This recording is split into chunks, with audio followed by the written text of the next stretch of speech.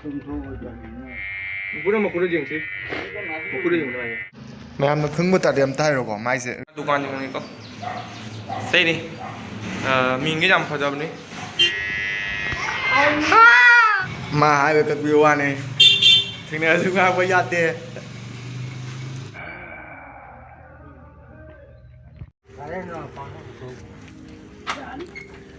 ꯑꯩꯈꯣꯏ ꯀꯦꯃꯦꯔꯥꯃꯦꯟꯗ ꯀꯦꯃꯦꯔꯥ ꯁꯤꯟꯅꯖꯒꯦ ꯃꯇꯦꯛ ꯈꯛꯇꯪ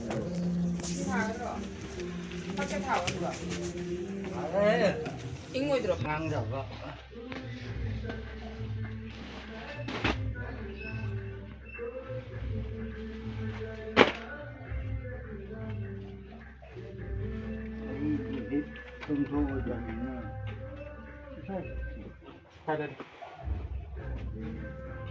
ai mới là anh tàu nghề cho nó không đến không chặt clip thôi sang nó ngồi đây mà thành một cuộc chuyện liên tục cuộc chuyện đi ra cho này cuộc chuyện như nào thì bây giờ nào nó lại bằng này Kujing jeng tahu mana?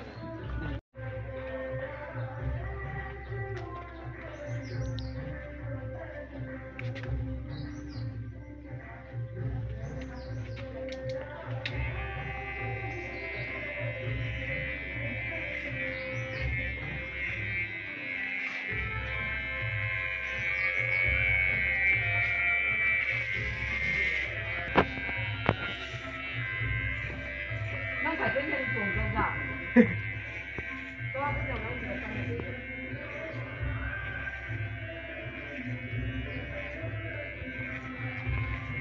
cái này xin nó thấu cả cái này cô với trong đầu cả cái đấy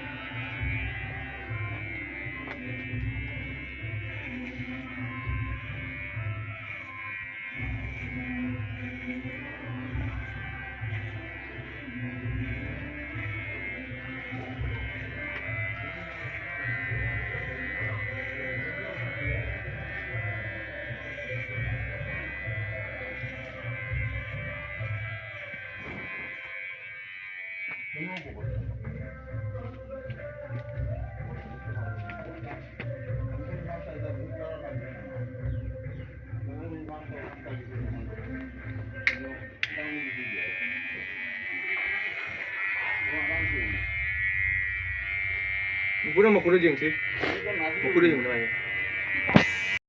ꯃꯌꯥꯝꯅ ꯈꯪꯕ ꯇꯥꯔꯗꯤ ꯑꯝꯇ ꯍꯥꯏꯔꯣꯀꯣ ꯃꯥꯏꯁꯦ ꯏꯄꯨꯒꯤꯁꯦ ꯀꯔꯤ ꯑꯅꯥꯕ ꯑꯣꯏꯗꯣꯏꯅꯣ ꯃꯥꯅꯗꯤ ꯁꯖꯤꯛ ꯀꯥꯎ ꯆꯠꯄꯗ ꯂꯥꯏ ꯄꯪꯗꯅ ꯇꯧꯔꯤꯅꯦ ꯍꯥꯏ Cameraman sini. Tengok ni.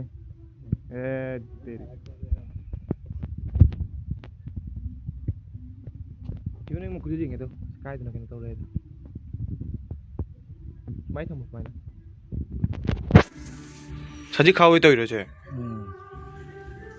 되게 형네. 참 포커스하면 그래. 우리 해. 기니. Saya kamu sama nang rai nak pergi nanti aja nggak macam tu. Dian tanya lain. Testing mudah aja dia dah nasam kalau itu ada. Tinggal. Kau tu dia jengger. Hah? Jengger. Corona ini. Nunggu aja nih betul.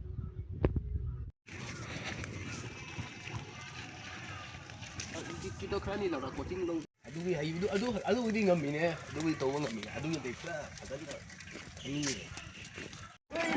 Yang mana siro? Aku siro, dong betul. Betul. 3, 2, 1, go.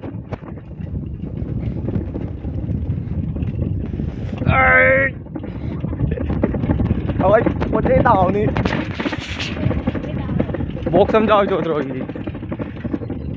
Bye nang em rồi. Ai nào đi nằm mày hả? Ai nằm rồi? Ha, samgal lam chat lam da di kapau di halak pada dum kape sumain sakit thora blog sem bese toroga keno ningjeng e kare tai hoi bubok cycle tong lai na pu ja pai do to jam ningjeng am mi to ai chai du chahi mari ma mang da mari mak ꯆꯍꯤ ꯃꯔꯤꯔꯣꯝ ꯑꯣꯏꯔꯝꯕꯅꯤꯀꯣ ꯃꯔꯤ ꯃꯉꯥꯔꯣꯝ ꯑꯗꯨꯋꯥꯏꯗ ꯑꯗꯨ ꯌꯥꯝ ꯃꯤꯁ ꯇꯧꯏꯌꯣ ꯍꯣꯏ ꯖꯨꯝ ꯊꯣꯡꯒꯥꯟ ꯇꯧꯗꯣꯔꯦ दुकान पे तो कभी वीडियो काके सही मनु चंगला चंगन के तेरी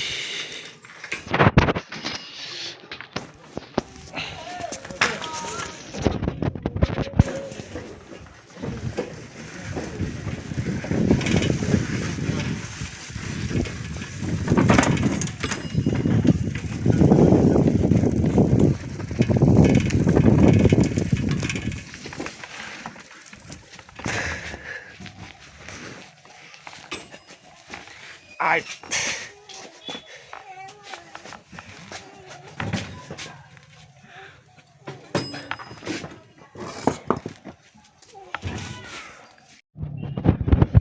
quỳ đấy xem rồi bạn nào em giờ cái nắm tay cái thứ kilo mình tôi đấy gì đây đi được không sẽ hắn nằm ở cái câu đấy thế nào được không được cái hai lấy anh được thuốc cái brush tàu được thuốc à tôi lấy cái hồ sơ kêu này ô sai được có cái nào không phải đâu sai cái mà lâu rồi là sai cái này cái hai này làm được hai bây giờ được không दुकान में चंगे हाने charge तो चल से सारा Y C तो मी दुख था दो के सारा सीधा ले रहे ताक पे मत टेंकांग सारा तो चल के ओ मैं आने दुकान हो इन जगह हाना दुकान जगह को सही नहीं मिंगे जाम फजाब नहीं Henby Beauty Salon Toraga mangkai photo new te chale selambe ni kada loi hang de ko nangda sima ji se ma tawraga sena ai le de ko pujara khalai ni dai mobile kai ga charge toraga watch to ko mayam kom thengna se okay ma hi de video au dai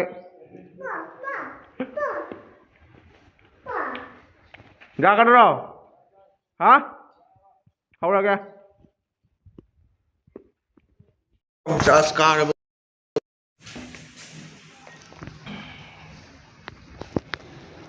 máy cắt tường vậy không bà hả máy cắt tường không máy cắt tường đâu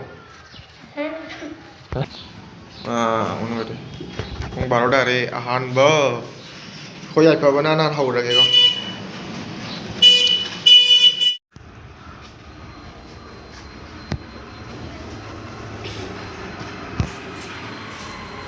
nhìn gì ông mang cái lỗ gì nè cây rồi mang cái lỗ gì nè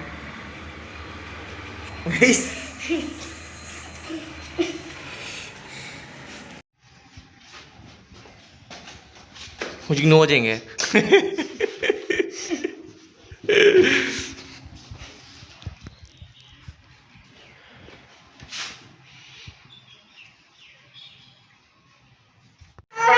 bapak nggak ada apa-apa ai mi am lại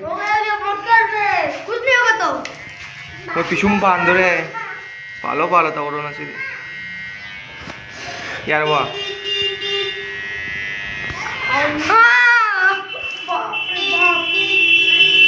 ini cái बाप रे बाप सुंदर लग रहा है रे दिखाओ wow अच्छा है आई रे ना जा रहे ना लगा सम कक तू रही लाई है का पाओ के नो नहीं से कमाई कक क्यों ना तुझा कमाई कक नो जाओ जीरो का के हो जा साहब ना सी दोरे जीरो का के स्वाई सी जीरो दोरा हां सी दी फालू का करम कक नो करम जीरो से मनिंग से तौरा के मनिंग ये जीरो दो बा तौरा खाऊ आए रा yam tinggal lalu sih kok mà hai cái view này thì này chúng ta quay ra tiền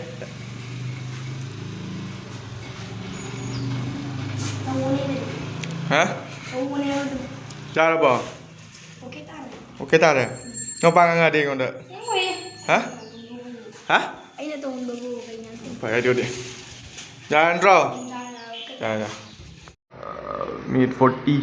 That means the me बोले कि सागर डुम लाई ने. सागर. Yes. Ini channel में segala तुम न लाई ने. ठीक है.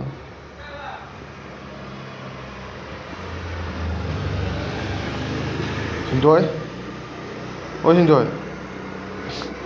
Dum na tumom nito dan sila tumori manungai mani masi. Kon मैं अंदर क्या हम तो जिंगन के अंतर ले को. मित्रा मरी नी द तान बस सेन में आप सनो जिंगन जरक के को सिले से ई द बसु में हम जाओ ई को ई बसु में हम जाओ हैंडराइटिंग का जिंग बिरा कनो मोमन से जिंग को ये दुकान बुद्धि हो नते हो जिपो हो दबी द से ता लिसि मंगा फाइटर रोम ता ले बको निमित मारी नी तरा मर 14 days ता तो ने शिक्षा तो जिंग लो क्या थोगे हम द क्या ताल नम की जिंग से को बिना कंप्लीट तो जिंग आई ता कंप्लीट तो वडी खंगद्रे कंप्लीट तो हादी कंप्लीट तो उद्रे दुकान ये पेमता लाइते दो सीने हम ताली में ऐसे कती का सब्जेक्ट का अदे मशीन न तान बदे चेयर न तान बसेन मित्रा मरे तरा मरी नी द फिशिंग तरो रोम या द को सीने मैम से तुम वीडियो लोकेशन जरा कि नसी कस्टमर नि कगलाई ए क्वीरे ने ब्लॉग सेम दबा तो सेम जरा बने ओके